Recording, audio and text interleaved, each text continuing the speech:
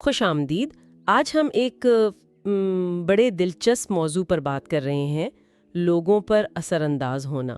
جی بالکل۔ لیکن مقصد یہاں کوئی چالاکی یا آپ سمجھیں جوڑ توڑ نہیں ہے، نہیں، بلکہ یہ سمجھنا ہے کہ دوسروں کو وہ کام کرنے پر کیسے آمادہ کیا جائے جو ہم چاہتے ہیں، اور وہ بھی خوشی سے، مجبوری میں نہیں۔ جی یہ نکتہ اہم ہے، خوشی سے۔ تو اس گفتگو کے لیے ہم ڈیل کارنیگی کی جو مشہور کتاب ہے how to win friends and influence people, جی ہاں، کلاسک ہے۔ بالکل اس کے کچھ خیالات، خاص طور پر ان کا ایک اصول کہ دوسروں کو اپنی تجویز کردہ بات پر خوشی سے عمل کرنے پر کیسے مائل کیا جائے۔ اصول نمبر 9 اگر میں غلط نہیں ہوں۔ ٹھیک وہی۔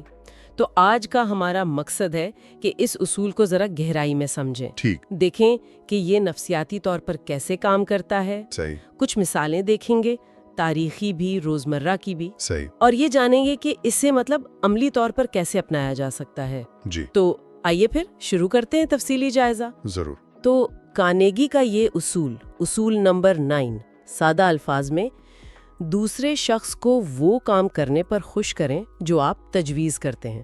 سننے میں تو بہت سیدھا لگتا ہے نا؟ ہاں بظاہر سادہ ہے، لیکن اس کے پیچھے انسانی نفسیات کی گہری سمجھ ہے۔ اچھا، وہ کیسے؟ دیکھیے، ہر انسان کی ایک بنیادی خواہش ہوتی ہے، اہم سمجھے جانے کی، پہچان کی۔ ٹھیک۔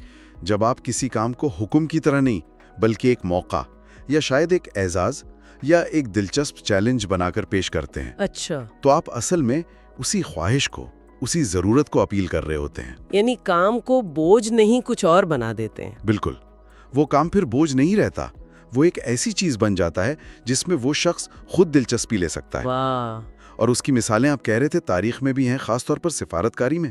جی بہت شاندار مثالیں ہیں، جیسے 1915 کا زمانہ لیں، یورپ میں جنگ چل رہی تھی۔ ہاں، پہلی جنگ عظیم۔ جی امریکہ ابھی کیا کہتے ہیں غیر جانبدار تھا، تو صدر وڈرو ولسن چاہتے تھے کہ یورپ میں امن کی کوششوں کے لیے اپنا ایک خاص نمائندہ بھیجیں۔ ٹھیک۔ اب اس وقت کے جو سیکریٹری آف اسٹیٹ تھے ولیم جیننگز برائن، وہ خود بھی امن کے بڑے حامی تھے، اور وہ چاہتے تھے کہ وہ جائیں اس مشن پر۔ اچھا، ان کی خواہش تھی جانے کی؟ جی بالکل، انہیں لگا کہ یہ ان کے کیریئر کے لیے بہت اہم ہوگا۔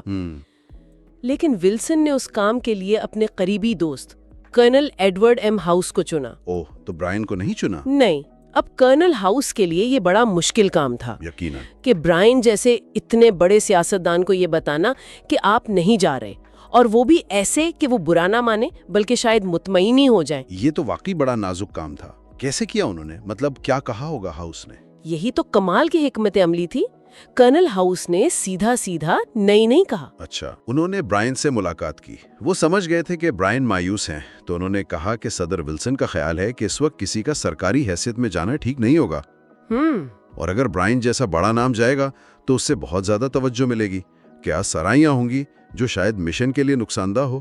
اچھا، یعنی ایک طرح سے یہ کہا کہ آپ اتنے اہم ہیں کہ آپ کا جانا ٹھیک نہیں۔ بالکل، بنیادی طور پر یہی تاثر دیا کہ برائن اس کام کے لیے ضرورت سے زیادہ اہم ہے، ان کا قد اس خفیہ مشن سے کہیں بڑا ہے۔ واہ، مطلب انکار بھی ہو گیا اور دوسرے کی اہمیت بھی بڑھا دی۔ جی، انہوں نے برائن کی انا کو ٹھیس نہیں پہنچنے دی، مسترد ہونے کا احساس کے بجائے انہیں اپنی اہمیت کا احساس دلایا۔ کمال ہے۔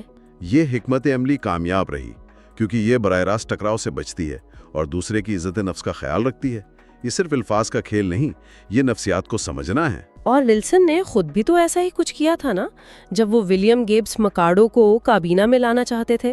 جی بالکل، مکارڈو کو بطور سیکریٹری آف ٹریجری شامل کرنا تھا۔ ہاں، اور مکارڈو نے بعد میں لکھا بھی کہ ولسن نے پیشکش اس انداز میں کی کہ انہیں لگا جیسے وہ یہ عہدہ قبول کر کے ولسن پر احسان کر رہے ہیں۔ کیا بات ہے۔ اس میں جو نفاست ہے نا، اس پر غور کریں۔ آپ کسی کو ایک اہم ذمہ داری دے رہے ہیں، جی، لیکن انداز ایسا کہ دوسرا محسوس کرے کہ وہ آپ کی مدد کر رہا ہے، آپ پر مہربانی کر رہا ہے۔ اس سے تعلقات بھی اچھے رہتے ہوں گے۔ یقیناً، یہ تعلقات بنانے اور انہیں خوشگوار رکھنے کا ایک بہت مؤثر طریقہ ہے۔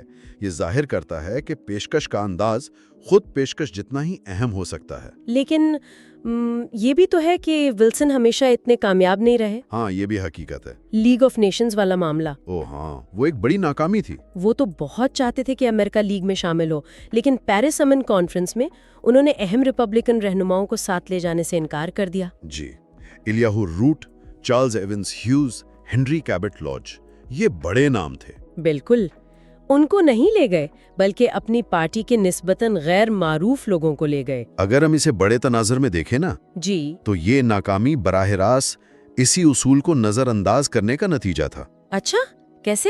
ولسن نے ریپبلکنز کو اس سارے عمل کا حصہ محسوس نہیں کرایا، اچھا، انہیں خوش نہیں کیا کہ یہ ان کا بھی منصوبہ ہے۔ تو انہیں لگا کہ انہیں نظر انداز کیا گیا ہے۔ بالکل۔ نتیجہ کیا نکلا؟ ریپبلکنز نے سینٹ میں لیگ کی سخت مخالفت کی۔ امریکہ کبھی لیگ کا ممبر نہیں بنا۔ ولسن کا سیاسی خواب ٹوٹ گیا، صحت بھی خراب ہو گئی، اور کچھ مورخین تو کہتے ہیں کہ دنیا کی تاریخ ہی بدل گئی۔ یہ تو بہت بڑا نتیجہ نکلا، صرف اس ایک اصول کو نظر انداز کرنے کا۔ جی، یہ واقعہ بتاتا ہے کہ دوسروں کو شامل کرنا، انہیں اہم محسوس کرانا کتنا ضروری ہے، خاص طور پر جب آپ بڑے مقاصد حاصل کرنا چاہتے ہو۔ تو یہ تو ہوئی بڑی تاریخی باتیں۔ کیا یہ اصول ہماری روزمرہ کی زندگی میں بھی کام کرتا ہے، چھوٹے معاملات میں؟ یقیناً، بلکہ شاید زیادہ کارآمد، کیونکہ روزمرہ زندگی میں تعلقات وہ زیادہ اہم ہوتے ہیں نا۔ صحیح۔ کارنیگی کئی چھوٹی چھوٹی مثالیں دیتے ہیں جو بتاتی ہیں کہ یہ اصول ہر جگہ لاگو ہوتا ہے، یہ صرف سیاست دانوں کے لیے نہیں ہے۔ جیسے وہ مثال تھی فورٹ وین انڈیانا کے ڈیلو فیریئر کی۔ ہاں، وہ بڑی دلچسپ مثال ہے۔ ان کا بیٹا تھا جیف۔ جی۔ وہ ناشپاتی کے درخت سے گری ہوئی ناشپاتیاں اٹھانے سے بہت بیزار تھا۔ کام ضروری تھا گھاس کاٹنے کے لیے۔ ہاں، ورنہ مشین میں پھنس جاتی ہوں گی۔ جی، لیکن جیف یا تو ٹال دیتا تھا یا بالکل بے دلی سے کرتا تھا۔ اچھا، پھر کیا ہوا؟ ایک دن فیریئر نے جیف سے کہا، جیف، چلو ایک ڈیل کرتے ہیں۔ کیسی ڈیل؟ تم جتنی ٹوکریاں ناشپاتیوں سے بھرو گے، ہر ٹوکری پر تمہیں $1 ملے گا۔ واہ، یہ تو اچھا انعام ہے۔ ہاں، لیکن ساتھ میں یہ بھی کہا، سنو، جب تم کام ختم کر لو تو ذہن میں جتنی بھی ناشپاتیاں مجھے پڑی ملیں گی، ہر ایک کے بدلے میں تم سے $1 واپس لوں گا۔ یعنی جرمانہ بھی؟ جی، کیا خیال ہے کیا ہوا ہوگا؟ میرے خیال میں جیف نے خوب دل لگا کر کام کیا ہوگا۔ بالکل، نہ صرف ساری ناشپاتیاں چنی، بلکہ وہ اتنا جوش میں تھا کہ باپ کو ڈر لگا کہیں وہ $1 کمانے کے چکر میں اچھی ناشپاتیاں ہی نہ توڑ لے۔ یہ تو کمال ہو گیا۔ یہ بہترین مثال ہے جسے آج کل کہتے ہیں نا، گیمیفیکیشن۔ گیمیفیکیشن یعنی کھیل بنا دینا؟ ہاں، کسی کام کو کھیل یا مقابلے جیسا بنا دینا۔ فیریئر نے کیا کیا؟ واضح انعام دیا، واضح نتیجہ بتایا، جرمانہ۔ صحیح۔ انہوں نے کام کو ایک بورنگ ذمہ داری سے ایک دلچسپ چیلنج بنا دیا۔ اس سے جیف کی اندرونی خواہش شاید جیتنے کی، کچھ حاصل کرنے کی، وہ جاگ گئی۔ یہ تو زبردست ٹیکنیک ہے۔ اچھا، ایک اور مثال تھی اس شخص کی جو تقریر کی دعوتیں قبول نہیں کر پاتا تھا۔ جی ہاں، وقت نہیں ہوتا تھا ان کے پاس۔ تو وہ انکار کیسے کرتے تھے؟ صرف نہیں کہہ دینا تو برا لگتا ہے۔ ہاں، اس سے دعوت دینے والا مایوس ہو سکتا ہے، تو وہ شخص شکریہ ادا کرتا، معذرت کرتا، اور فوراً ہی کسی دوسرے موضوع اسپیکر کا نام اور رابطہ بتا دیتا تھا۔ اچھا، یعنی مسئلہ بھی حل کر دیا ایک طرح سے۔ بالکل، یہ طریقہ بہت کارآمد ہے۔ یہ انکار کے منفی اثر کو کم کرتا ہے۔ آپ نہیں تو کہیں، لیکن ساتھ میں مدد بھی کر رہے ہیں۔ اس سے دوسرے کو لگتا ہے کہ آپ نے ان کی ضرورت کا خیال رکھا ہے، تعلقات بھی خراب نہیں ہوتے۔ صحیح بات ہے، توجہ انکار سے ہٹ کر حل پر چلی جاتی ہے۔ جی۔ پھر وہ جرمنی والی مثال، گنٹر شمٹ۔ ہاں، وہ بھی بڑی دلچسپ ہے۔ فوڈ اسٹور تھا ان کا۔ جی، اور ایک ملازمہ تھیں جو قیمت کی ٹیگ لگانے میں لاپرواہی کرتی تھیں۔ جی، اکثر غلطی کرتی تھیں، گاہکوں کو پریشانی ہوتی تھی۔ شمٹ نے انہیں ٹوکا، سمجھایا، ڈانٹا بھی، لیکن کوئی اثر نہیں ہوا۔ کوئی اثر نہیں۔ آخرکار شمٹ نے انہیں دفتر بلایا اور کہا، کیا کہا؟ میں نے فیصلہ کیا ہے کہ آج سے آپ ہمارے اسٹور کی پرائس ٹیگ پوسٹنگ کی سپروائزر ہیں۔ سپروائزر؟ واہ!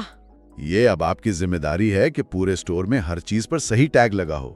اور اس کا کیا نتیجہ نکلا؟ نتیجہ؟ इस नई जिम्मेदारी और अहदे ने उस मुलाजमा का रवैया बिल्कुल बदल दिया। सच में? जी, वो अपना काम ज्यादा जिम्मेदारी से, ज्यादा तवज्जो से करने लगी। ये कैसे हुआ, सिर्फ एक ओहदा देने से? इसका ताल्लुक शायद नेपोलियन के उस कौल से है कि इंसान खिलौनों से चलते हैं। अच्छा, खिलौनों से? हाँ, नेपोलियन ने फौजी एजाज़ात, खिताबात जैसे लीजन ऑफ ऑनर, मार्शल का ओहदा, ये इस्तेमाल करके अपने सिपाहियों में जोश भरा। यहाँ भी सुपरवाइजर का खिताब एक खिलौना ही था, लेकिन उसने उस मुलाजमा की अहमियत और पहचान की जरूरत पूरी की। यानी ये सिर्फ ओहदा नहीं था, बल्कि इससे जुड़ा इख्तियार, जिम्मेदारी का एहसास। बिल्कुल, ये एहसास कि आप पर भरोसा किया जा रहा है, आपको एक खास काम सौंपा गया है, ये खुद एक बड़ा मुहर्रिक बन सकता है। ये बात तो है। ये समझना जरूरी है कि लोगों को सिर्फ पैसा या सजा का डर ही नहीं चलाता। पहचान, जिम्मेदारी, कामयाबी का एहसास, ये भी बहुत ताकतवर महरिकात हैं। और वो आखिरी मिसाल कुछ मज़ाहिया सी, मिसेस जेनेट वाली। हाँ, स्कार्सडेल, न्यूयॉर्क की। उनका लॉन था बड़ा खूबसूरत, जिसे मोहल्ले के लड़के खराब करते थे। जी, भाग दौड़ कर डांट डपट समझाना सब बेकार गया। फिर उन्होंने क्या किया? उन्हें एक तरकीब सूझी। उन्होंने उस ग्रुप के सबसे शरारती, सबसे बदमाश समझे जाने वाले लड़के को पकड़ा। अच्छा, और उसे अपना जासूस मुकर्रर कर दिया। जासूस? हाँ, जिम्मेदारी दी कि वो देखे कि कोई लड़का लॉन खराब ना करे। और क्या हुआ? ये हर बार कामयाब रहा। उस लड़के ने ना सिर्फ खुद लॉन खराब करना छोड़ दिया, बल्कि दूसरों को भी सख्ती से रोकने लगा। क्या बात है! कार्नेगी लिखते हैं कि उसने तो लोहे की सलाख गर्म करने की धमकी देना शुरू कर दी थी लड़कों को। हाँ, ये तो गजब हो गया। यानी मनफी किरदार को मुस्बत किरदार दे दिया। बिल्कुल। फिर वही बात, जिम्मेदारी और ओहदा, चाहे वो जासूस का ही क्यों ना हो, उसने रवैया बदल दिया। उसे मनफी तवज्जो के बजाय मुस्बत काम मिल गया। तो इन तमाम मिसालों को देखते हुए कार्नेगी कुछ क्या कहते हैं, रहनुमा उसूल भी बताते हैं उसे इस्तेमाल करने के लिए। जी हाँ, वो 6 नुकात बताते हैं जो इस हिकमत अमली को मौसर बनाने में मदद दे सकते हैं। अच्छा, वो क्या है? पहला और सबसे अहम, मुखलिस रहें। ये सब ड्रामा नहीं होना चाहिए। ठीक। आप जो कह रहे हैं उसमें सच्चाई हो, दूसरों के फायदे का भी सोचें। दूसरा, मकसद वाज़े हो, आपको खुद पता हो आप क्या करवाना चाहते हैं। जी। तीसरा, हमदर्दी पैदा करें, खुद को दूसरे की जगह रखकर सोचें वो वाकई क्या चाहता है। ये मुश्किल होगा। मुश्किल है लेकिन जरूरी है। चौथा, फवायद पर गौर करें, आपकी तजवीज मानने से उसे क्या फायदा होगा। पांचवा, फवायद को ख्वाहिशात से जोड़ें, जो फायदे आपने सोचे हैं उन्हें उस शख्स की बुनियादी ख्वाहिशात से मिलाएं। जैसे पहचान, कामयाबी, आसानी वगैरह। बिल्कुल। और छठा, पेशकश का अंदाज। जब आप दरखास्त करें तो ऐसे करें कि उसे अपना ज़ाती फ़ायदा साफ नजर आए, उसे लगे कि ये काम करने में उसका भला है। उसकी वो जॉन वाली मिसाल भी थी ना, स्टॉक रूम साफ करने वाली। जी हाँ, फर्ज करें आप जॉन नामी मुलाजिम से स्टॉक रूम साफ करवाना चाहते हैं। तो एक तरीका तो सीधा हुक्म है, जॉन कल ग्राहक आ रहे हैं, स्टॉक रूम साफ करो, झाड़ू लगाओ, सामान ठीक करो, काउंटर पॉलिश करो। ये हुक्म है। हो सकता है जॉन कर दे, लेकिन शायद बेदिली से। जी। दूसरा तरीका कार्नेगी के उसूलों के मुताबिक ये हो सकता है। कैसे? जॉन, 1 मिनट है आपके पास, एक अहम काम है जो फौरन हो जाए तो अच्छा है। ठीक है। अगर ये अभी हो गया तो कल आसानी रहेगी। कल मैं कुछ अहम ग्राहकों को दफ्तर दिखाने ला रहा हूँ, मैं उन्हें स्टॉक रूम भी दिखाना चाहूंगा ताकि वो देखें हम कितने मुनज़्ज़म हैं। फिलहाल हालत इतनी अच्छी नहीं, अगर आप इसे थोड़ा साफ कर दें, सामान करीने से लगा दें और काउंटर पॉलिश कर दें तो इससे कंपनी की साख्त पर बहुत अच्छा असर पड़ेगा और आप इस अच्छी तस्वीर को पेश करने में अहम किरदार अदा करेंगे। क्या आप ये कर सकते हैं? फर्क तो वाज़ेह है। दूसरे तरीके में हुक्म नहीं, दरख्वास्त है। वजह बताई गई है, काम की अहमियत वाज़ेह की गई है, और सबसे अहम, उसे ये बताया गया है कि वो कंपनी की कामयाबी में कैसे हिस्सा डाल रहा है। बिल्कुल, उसे जिम्मेदारी दी गई है, उसकी अहमियत को माना गया है। यहाँ वो पहला और तीसरा नुक्ता, खुलूस और हमदर्दी, वाकई बहुत अहम लग रहा है। जी, और ये समझना कि दूसरा शख्स असल में क्या चाहता है, नुक्ता 5, ये शायद सबसे मुश्किल मगर सबसे किलीदी है। सही। और ये भी मानना जरूरी है कि शायद जॉन स्टॉक रूम साफ करते हुए खुशी से नाचेगा नहीं। हाँ। लेकिन इम्कान यही है कि वो ये काम पहले तरीके के मुकाबले में ज्यादा रग़बत से, ज्यादा तवज्जो से और बेहतर तरीके से करेगा। کارنیگی خود کہتے ہیں کہ اگر یہ طریقہ آپ کی کامیابی کی شرح میں صرف 10% بھی اضافہ کر دے تو آپ پہلے سے 10% زیادہ مؤثر رہنما بن گئے ہیں۔ یہ بات بھی ٹھیک ہے، یہ کوئی جادو نہیں، بس ایک بہتر طریقہ ہے۔ جی، انسانی تعلقات اور قیادت کا ایک زیادہ ذہین، زیادہ مؤثر طریقہ۔ تو خلاصہ کیا ہوا پھر اس سب کا؟ مطلب بنیادی خیال کیا ہے؟ بنیادی خیال یہی ہے کہ لوگوں کو اپنی بات پر لانے کے لیے حکم دینے یا دباؤ ڈالنے کے بجائے انہیں اس کام میں ان کا اپنا فائدہ یا اہمیت دکھا کر خوشی سے راضی کرنا، یہ ایک زیادہ پائیدار اور مثبت حکمت عملی ہے۔ جی، اگر ہم آج کی مثالیں دوبارہ دیکھیں، کرنل ہاؤس اور برائن، ولسن کی کامیابی اور ناکامی، وہ جاسوس لڑکا، وہ سپروائزر ملازمہ، ہاں، یہ سب اسی ایک نقطے کی طرف اشارہ کرتے ہیں۔ انسانی فطرت کو سمجھنا، لوگوں کی انا، ان کی اہمیت کی خواہش، شامل ہونے کی ضرورت، ان کو تسلیم کرنا ہی مؤثر قیادت کی بنیاد ہے۔ اور یہ اصول اکیلا نہیں ہے، جیسا آپ نے شروع میں کہا، کارنیگی نے اور بھی نکات بتائے ہیں قیادت کے لیے۔ جی، وہ 9 اصول جو انہوں نے خلاصے میں دیے ہیں، ہاں، جیسے تعریف سے بات شروع کرنا، بالواسطہ غلطیوں کی نشاندہی کرنا، تنقید سے پہلے اپنی غلطیاں بتانا، سوال پوچھنا حکم دینے کے بجائے، دوسرے کی عزت نفس بچانا، معمولی بہتری کی بھی تعریف کرنا، اچھی ساخت دینا جس پر وہ پورا اتریں، حوصلہ افزائی کرنا، اور پھر یہی نواں اصول کام پر خوش کرنا۔ یہ سب مل کر ایک کیا کہیں گے زیادہ ہیومین، زیادہ انسانی انداز قیادت بناتے ہیں۔ بالکل، اور آج کی گفتگو کو سمیٹتے ہوئے ایک سوال غور و فکر کے لیے، جی، جو انہی ذرائع پر مبنی ہے، کیا یہ اصول ہمیشہ کام کرتا ہے؟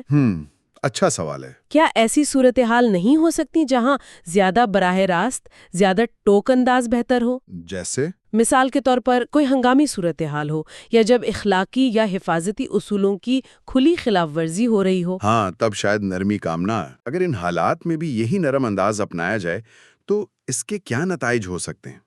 یہ سوچنا اہم ہے کہ ہر حکمت عملی کا اپنا ایک سیاق و سباق ہوتا ہے۔ صحیح، یعنی یہ جاننا کہ کب کون سا طریقہ استعمال کرنا ہے، یہ بھی اہم ہے۔ بالکل۔